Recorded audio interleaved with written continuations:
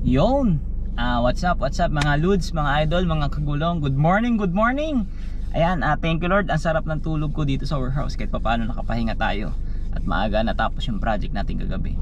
So ngayong linggo, ako ipauwi ng Cavite. But bago ko umuwi ng Cavite, babiyahin muna tayo sa Grab Express. Yan, and I'll show you na pakita ko sa inyo yung mga ano natin, yung mga toggle dito sa platform ni Grab Driver Apps, no? Sa mga nagtatanong kung paano i-on, i-off yung mga toggle, so papakita ko sa inyo itong platform information ni Grab Driver Apps dito sa ating Grab Apps. Dito sa mga toggle na to guys, ito yung mga ano, ito yung mga ATA, Grab Express, Grab Mart na pwedeng i-off at hindi pwedeng i-off. So pakita ko sa inyo. Punta tayo ng Grab Driver Apps. Ayan. Tapos go online.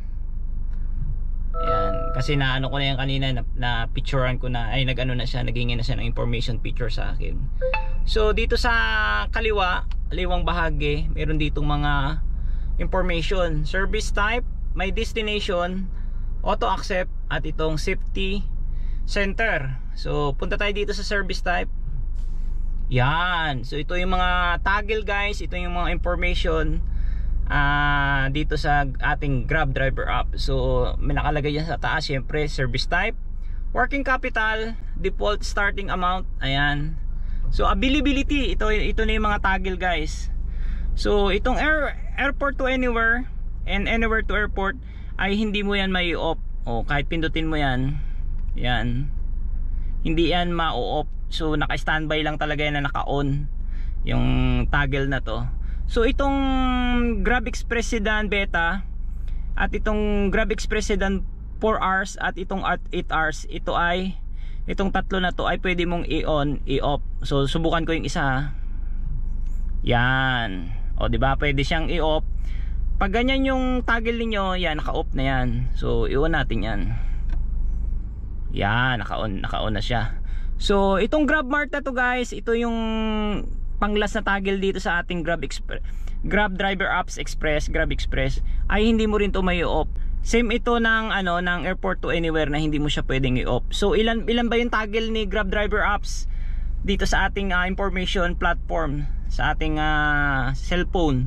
So isa, itong airport to anywhere, anywhere to airport, pangalawa. At itong Grab Express Sedan Beta, Grab Express Sedan Rent 4 hours Beta, at itong Grab Express Sedan Rent 8 hours. So tatlo yan na Grab Express na pwede mong i-on, i-off. So pag dun sa mga area na ayaw mo siyang gamitin, so pwede mo siyang i-off.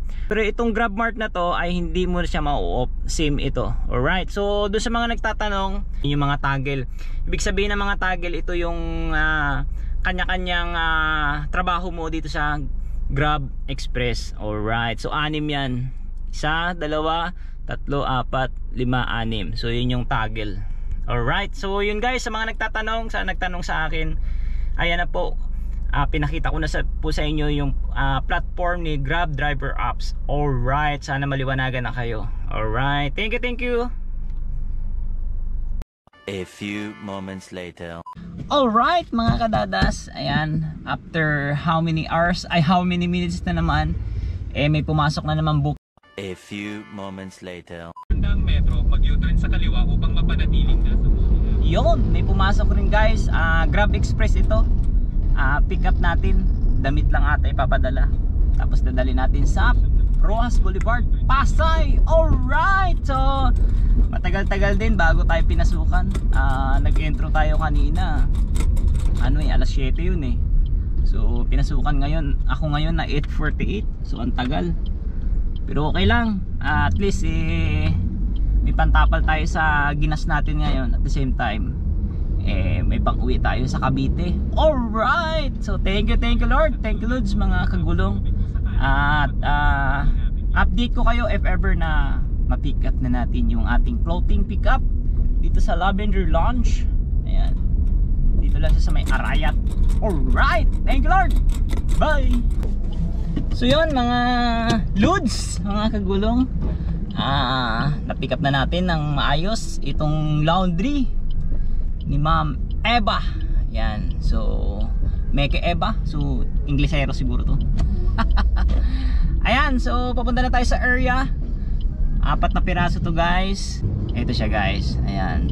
Ito ay nagkakahalaga ng 378 pesos for 9 kilometers away. Galing dito papunta doon sa Rojas Boulevard. Alright! So let's go! One eternity later. Ayun mga idol, na-drop off ko na ang ating laundry na pick up from Mandaluyong to Rojas Boulevard. Ayan, rolling na naman tayo. Ang bilis lang ng biyahe ko, almost 20 minutes lang. Walang traffic. Today is Sunday, di ba? Kaya walang traffic. Ayan, rolling na naman tayo. Sana makahanap na naman tayo dito. Searching for another booking. Ayan. At sana naman Lolo Grab, Bikini Man.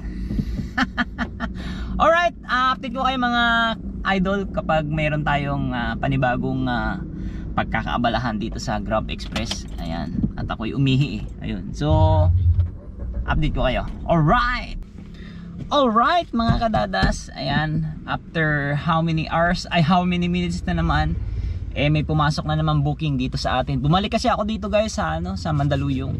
Kasi ang hirap maghintay doon sa maraming mga bawal sa along Rojas Boulevard. So may pumasok tayong booking. Ito ay sa Marketplace EDSA. Ayan, ang drop off na to ay sa Newport Boulevard West Wing, Newport Boulevard, Barangay Pasay City. Malapit siya sa airport, makapagantay tayo doon. So ayan, GrabPay. Alright, update ko kayo guys kapag na-pick up na natin. Hello guys, ayan, nandito na tayo sa parking basement ng Marketplace. Dito siya may Shangri-La, may parkingan pala dito sa may ilalim. Na-pick up na natin dito sa Shangri-La basement. FYI lang guys, may pick upan po dito sa ilalim sa may Shangri-La. Hanapin nyo lang yung 7-Eleven, then kanan kayo doon sa baba sa basement. So ito yung pick up po guys. So 6 na plastic yan. Yung 4 na plastic dito ko na nilagay kasi may egg. So para hindi siya matagtag. Ayan. So yung frozen, nilagay ko lang doon sa likod. So yan na. Yan yung apps. 11.2 kilometers. Ayan, good luck.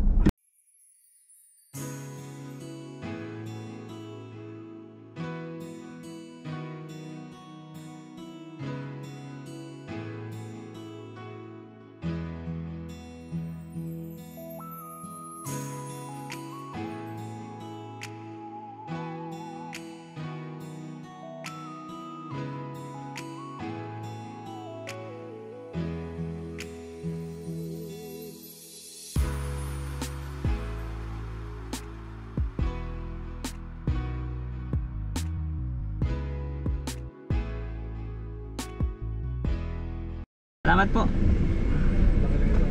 Sa 100 metro, Oh no! sa 60 metro, Ang kulit sa kanan papunta sa Shaw Boulevard. Nalilito si Google.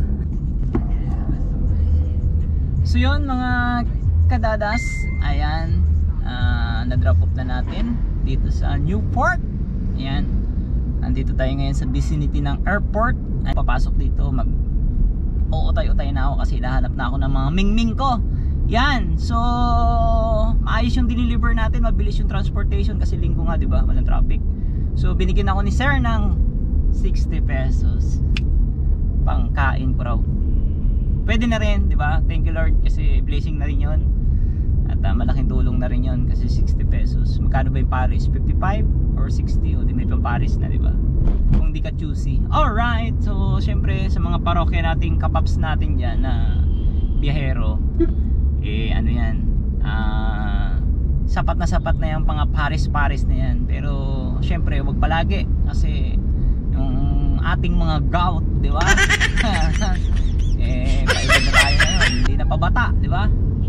So yun, so far ako'y nakakadalawang biyahe, isang Grab Express tsaka isang Grab Mart. But still hoping pa rin tayo na magkaroon pa rin tayo ng booking. Ayan, may papasok pa rin sana. Pero kung wala na, ako'y uutay-utay na kasi ako'y mamamalengke pa sa sa bahay. Ayan, i-grocery ko pa yung mga bata. Ayan, syempre kailangan din natin ipahinga yung ating katawang lupa. Ayan. Pero kung may papasok dito sa vicinity ng airport, tirahin pa rin natin yan, diba? Mas maganda nga kung papunta ng Cavite.